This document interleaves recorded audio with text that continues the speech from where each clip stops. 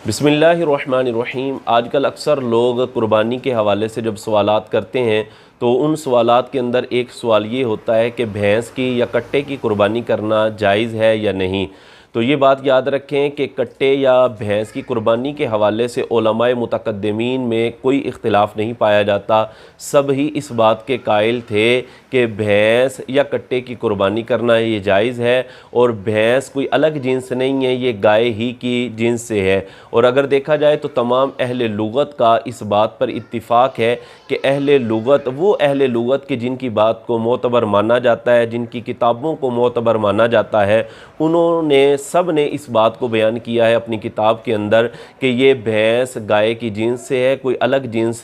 नहीं है। उनमें इमाम ज़ुबैदी हैं, वो अपनी किताब ताजुल उरूस के अंदर, इसी तरह अल्लामा इब्न मंजूर अपनी मशहूर किताब लिसानुल अरब के अंदर, इसी तरह इमाम जोहरी अपनी किताब अस्सिहा के अंदर इस बात को ज़िक्र करते हैं कि अल जामूसु नौउम मिनल बकरी, कि भैंस ये गाय की जिन्स से है, ये कोई अलग जिन्स नहीं है। तो जब तमाम अहले लुगत का इस बात पर इत्तिफ़ाक़ है, इजमा है कि भैंस कोई अलग जिन्स नहीं है, ये गाय की जिन्स से है, तो जब ये गाय की जिन्स से है तो इसकी कुर्बानी के हवाले से कोई मसला नहीं होना चाहिए। और यही बात है कि उलमाए मुतक़द्दिमीन के दरमियान इस हवाले से कोई इख्तिलाफ़ नहीं पाया जाता। ये आजकल के कुछ अहबाब ऐसे हैं, कुछ लोग ऐसे हैं कि जिन्होंने इस बात को जो है वो उठाया होता है और कुर्बानी के दिन जैसे ही आते हैं वो ये बात बयान करने लग जाते हैं, जी भैंस की कुर्बानी नहीं होती, कट्टे की कुर्बानी नहीं होती। तो ये बात याद रखें कि अहले लुगत का इस बात पर इत्तिफ़ाक़ है और वो अहले लुगत, ये आम आवाम की बात नहीं की जा रही,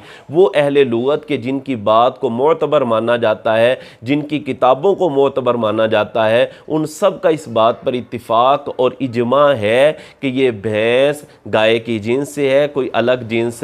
नहीं है। इसी तरह अगर हम मुफस्सिरीन को देखते हैं, आइम्मा मुहद्दिसीन को देखते हैं, वो भी इस बात पर मुत्तफ़िक़ नज़र आते हैं कि ये भैंस गाय की जिन्स से है। जैसा कि सूरह हज की आयत नंबर 34 और आयत नंबर 28, जहाँ पर अल्लाह रब्बुल इज़्ज़त ने कुर्बानी के जानवरों के हवाले से बयान फरमाया है, उसी की तफसीर के तहत जहाँ पर अल्लाह रब्बुल इज़्ज़त ने बहीमतुल अनआम का ज़िक्र फरमाया है, उसी के तहत आइम्मा मुफस्सिरीन इस बात को ज़िक्र करते हैं कि भैंस ये गाय की जिन्स से है और ये कोई अलग जिन्स नहीं है। तो जब ये गाय की जिन्स से है तो मुफस्सिरीन फरमाते हैं कि इसकी कुर्बानी करना भी जायज़ है, कट्टे की कुर्बानी करने में कोई हरज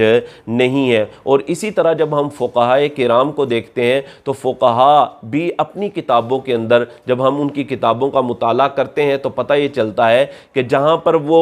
गाय की ज़कात के हवाले से बयान करते हैं तो उस ज़कात के अंदर भैंसें भी शुमार होती हैं। ऐसा है कि अगर चंद भैंसें हैं, इसी तरह चंद गायें हैं, तो उनको मिलाकर जो है वो ज़कात का निसाब देखा जाता है। ये नहीं होता कि भैंसों की ज़कात जो है वो अलग निकाली जाएगी या भैंसों का निसाब अलग से देखा जाएगा, गायों का जो है वो निसाब अलग से देखा जाएगा, ऐसा नहीं है। आप फ़ुक़हा की जिस मर्ज़ी किताब को उठाकर देख लें, जहाँ पर उन्होंने जानवरों की ज़कात का ज़िक्र फरमाया है तो वहाँ पर उन्होंने भैंस और गाय को एक ही जिन्स शुमार किया है और उनके अंदर बड़े बड़े नाम हैं फ़ुक़हा के। हज़रत सुफ़यान सौरी रहमतुल्लाहि ताला अलैह हैं, हज़रत अब्दुल्ला बिन मुबारक रहमतुल्लाहि ताला अलैह हैं, हज़रत इमाम मालिक रहमहुल्लाह हैं, इसी तरह इमाम हसन बसरी रहमतुल्लाहि ताला अलैह की भी यही रिवायत है और यही बात साबित होती है कि ये भैंस गाय की जिन्स से है। तो जब ये भैंस गाय की जिन्स से है तो इसकी कुर्बानी करने में कोई हरज नहीं है,